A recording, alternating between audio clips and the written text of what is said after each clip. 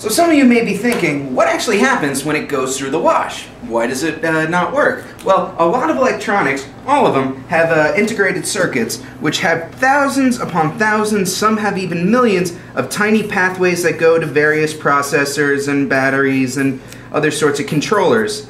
And all of these individual connections are separated by, what's the word, a semiconductor, silicon, stuff like that. And because they're so packed tightly together, it's kind of amazing that like an individual electric charge can travel down one pathway without crossing the other electronic pathways.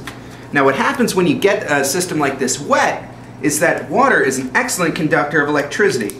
And if you get water to kind of seep in, all of a sudden these connections actually get, they can now jump. The current can jump from one to the other.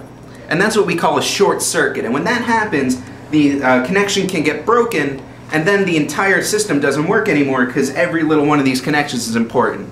So if you do get your electronics wet, it's best advised to get them as dry as possible before turning them back on. That's the pretty much only way you can get it to work.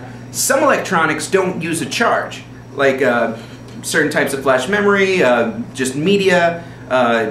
If it doesn't, in theory, your crap isn't broken until it short circuits. So if you're gonna put something through the wash, dry it out as long as possible before trying to turn it on.